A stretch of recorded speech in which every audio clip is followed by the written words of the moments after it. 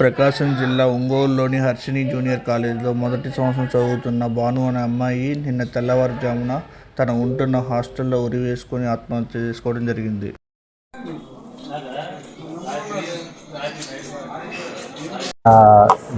మన కాలేజీ జరుగుతున్న డేట్స్ ఏవైతే ఉన్నాయో, సపోజ్ 25 days జరిగితే 15 days రావడం అంటే వాళ్ళ మదర్తో అటాచ్మెంట్ ఎక్కువ ఉన్నట్టున్నది. ఆ ప్రెషర్ కూడా వాళ్ళకి దూరంగా ఉంటున్నాను అన్న కొంచెం బాధ కూడా ఉన్నది. దానికి తోడు నాకు సీట్ రాలేదన్న ప్రెషర్ కూడా ఉన్నది. ఏ కారణం ఏదైనా కానీ ఫర్దర్ ఇన్వెస్టిగేషన్లో థ్యాంక్ యూ. ఈరోజు హర్షినిలో భావన అనే ఇంటర్మీడియట్ ఫస్ట్ ఇయర్ గర్ల్ చనిపోవడం అనేటువంటిది అత్యంత బాధాకరమైనటువంటి విషయము. దీని పట్ల బాలల హక్కుల కమిషను చాలా విచారము వ్యక్తం చేస్తూ ఉంది. ఈరోజు మార్నింగ్ కూడా మా చైర్మన్ గారు అప్పారావు గారు కూడా ఈ విషయం మీద మాతో మాట్లాడడం జరిగింది. సో ఈ ఇన్సిడెంట్ ఇక్కడికి వచ్చి మేము ఇది మొత్తం కూడా పరిశీలిస్తున్న నేపథ్యంలో మాకు కొన్ని అనుమానాలు వ్యక్తమవుతూ ఉన్నాయి. నిన్న హాలిడేస్ అంటే 3 days హాలిడేస్ వచ్చాయి. నిన్న మార్నింగ్ మా టైమింగ్స్లో ఇంటి దగ్గర బయలుదేరి 12:45కి ఇక్కడికి రీచ్ అయింది అనేది చెప్తున్నారు స్టూడెంట్స్. సో వచ్చిన తర్వాత పాప ఈరోజు 3:45కి పైకి వచ్చేసి హ్యాంగ్ చేసుకుంది అనేది పిల్లలు చెప్తున్నటువంటిది. అలాగే ఇక్కడ స్కూల్ సంబంధించినటువంటి యాజమాన్యం చెప్తున్నటువంటి రిపోర్టు. సో మాకు కమిషన్ వచ్చిన తర్వాత ఇవన్నీ పరిశీలించిన నేపథ్యంలో మాకు కొన్ని ప్రశ్నలు అయితే మాకు డౌట్ఫుల్గా ఉన్నాయి. ఎఫ్ఐఆర్ ఫస్ట్ ఫైల్ అయింది. క్రైమ్ అనేటువంటిది జరిగింది. ఎఫ్ఐఆర్ ఫైల్ చేశారు. గోయింగ్ ఆన్ ఇన్వెస్టిగేషన్ స్టార్ట్ అయ్యింది. ఎందుకు చేసుకుంది ఏంటి అనేటువంటిది ఈ విషయాలన్నీ కూడా ఇంకా మనకి ఇన్వెస్టిగేషన్లో తేలాల్సినటువంటి అవసరం ఉన్నది. అయితే మేము కొన్ని బుక్స్ కూడా చూసాము. పాప బ్యాగ్ను కూడా తీసుకురమ్మని చెప్పాము. ఇప్పటి వరకు అయితే పాప బ్యాగు తర్వాత బుక్స్ కూడా కొన్ని సీజ్ చేయడం అనేటువంటిది జరిగింది. సో బ్యాగ్ కూడా ఇప్పుడు తెప్పిస్తున్నాము. బ్యాగ్లో కూడా ఇంకేమైనా రాసుకుందా అనేది. అంటే వినాయక అనే దాని మీద నాకు సీట్ రావాలి అని చెప్పేసి తను వినాయకుడికి ఒక 5 pages తను కంటిన్యూస్గా రాసుకున్నది చూసాము. అది కూడా సీట్ రాలేదు, దాని మీద కొంచెం బాధగా ఉంది అనేది కూడా పాప తన నోట్బుక్లో రాయడం అనేటువంటిది గమనించాము. అయితే బేబీ యూనిఫామ్లో చనిపోయింది అనమాట. చైల్డ్ యూనిఫామ్ ఎందుకు ఉంది? నిన్న మధ్యాహ్నం అనేటువంటిది రావడం జరిగింది. నిన్నైతే కాలేజీ లేదు, ఈరోజు కాలేజీ ఉంది. యూనిఫామ్లో ఉందన్నమాట చనిపోయినప్పుడు. ఇప్పుడు మేము చూసిన డెడ్ బాడీ మీద యూనిఫామ్ ఉంది. అదొకటి. ఇంకొకటి ఏంటంటే టేక్ కేరర్ అనేటువంటిది మనకి 4:30కి గోయింగ్ ఆన్ 4:30కి కంప్లీట్ అయిపోతాయి క్లాసెస్. 5:30కి వీళ్ళు ఇక్కడికి రీచ్ అయిన తర్వాత కూడా కేర్ టేకర్ అనేటువంటిది ప్రతి రూమ్లో కూడా ప్రతి చైల్డ్ దగ్గర కూడా మానిటరింగ్ అనేటువంటిది ఉండాలి. ఎందుకంటే పేరెంట్స్ అనేటువంటి వాళ్ళు ఉండరు కాబట్టి హాస్టల్లో ఉండేటప్పుడు టేక్ కేరర్ ఉండాలి. అట్లాగే వార్డెన్ కూడా ఉండాలి. ఈచ్ అండ్ ఎవ్రీ ఫ్లోర్కి వార్డెన్ ఉండాలి. ఈచ్ అండ్ ఎవ్రీ రూమ్ కూడా ఒక టేక్ కేరర్ ఉండాలి. 3:45కి గాళ్ళు లేచి పైకి అంటే ఇది 6th floor. ఇక్కడికి వచ్చేటప్పుడు కనీసం ఎవరు చూడకపోవడం ఏంటి? 3:45కి అసలు ఎన్ని గంటలకు లేస్తారు పిల్లలు? వాళ్ళ కాలకృత్యాలు ఎన్నింటికి తీర్చుకుంటారు? అలాగే సీసీ క్యామ్స్ కూడా ప్రతి హాస్టల్లో కూడా బయట ఒక కారిడార్లో ఎవ్రీ క్లాస్ రూమ్ దగ్గర పెట్టాల్సినటువంటి అవసరం ఉన్నది కూడా. As per education act rules regulations చూసుకున్నట్లయితే వాళ్ళు ఏ పరిస్థితుల్లో ఉంటున్నారు, వాళ్ళకి ఏంటి ప్రొటెక్షన్, వాళ్ళకి నీడ్ ఏంటి, వాళ్ళ కేర్ ఏంటి అనేటువంటిది కూడా మనకి సీసీ ఫుటేజెస్లో చూస్తే తెలుస్తుంది.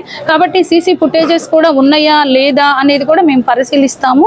సో ఇట్లాంటి పిల్లలు చాలామంది సూసైడ్ చేసుకుంటా ఉన్నారనమాట ఇటీవల కాలంలో. అంటే వాళ్ళకి మానసిక ఒత్తిడి అనేటువంటిది ఎక్కువగా, ప్రెజర్ అనేటువంటిది ఎక్కువగా కూడా పెడుతూ ఉన్నారు. తనకి 10th classలో 545 marks వచ్చినాయి అనమాట. తను పెట్టుకున్న టార్గెట్ ఏంటంటే IIITలో సీట్ కావాలి, రాలేదేంటి అనే దాని మీద తను కొంచెం మదన పడుతున్నట్లు. కానీ ఈ ఒత్తిడి అంటే ఎంటైర్ స్టేట్లో కూడా చాలామంది పిల్లలు సూసైడ్. నిన్న కూడా ఫ్రైడే రోజు గుంటూరు జిల్లాలో కూడా బృందావన్ కాలనీలో ఒక ఇంటర్మీడియట్ ఫస్ట్ ఇయర్ గర్ల్ చనిపోవడము. అంటే ఇవన్నీ కూడా బాలల హక్కుల కమిషను చాలా విచారం వ్యక్తం చేస్తున్నాం ఇటువంటి సంఘటనల మీద.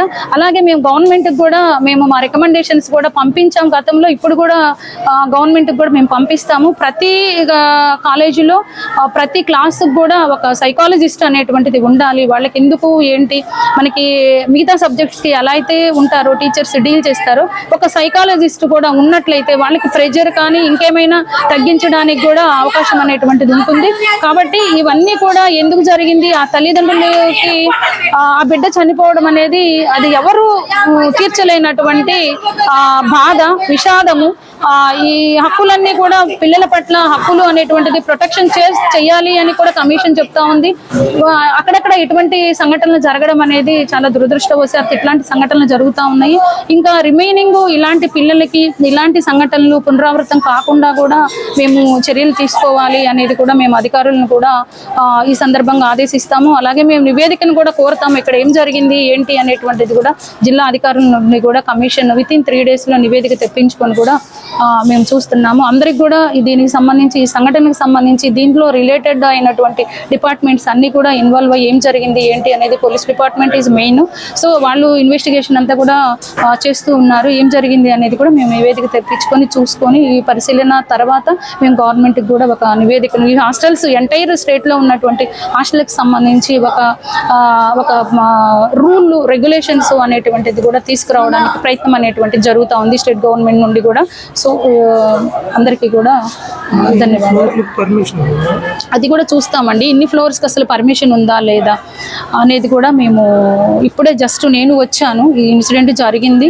నేను యాక్చువల్గా సింగరాయకొండ వెళ్దామని స్టార్ట్ అయ్యాను. మాకు పోలీస్ డిపార్ట్మెంట్ నుంచి కాల్ వచ్చిన తర్వాత నేను ఇక్కడికి రావడం జరిగింది. సో నేను అంటే మొత్తం కూడా అబ్జర్వ్ చేస్తాము అన్ని, అసలు ఉందా ఫ్లోర్కి పర్మిషన్ ఉందా, ఎన్ని ఫ్లోర్స్కి పర్మిషన్ ఉందా, అసలు పైన కూడా క్లాసెస్ ఇట్లా పెట్టుకోవడానికి కూడా ఉంటుందా లేదా అనేది కూడా I can pursue the matter. Everything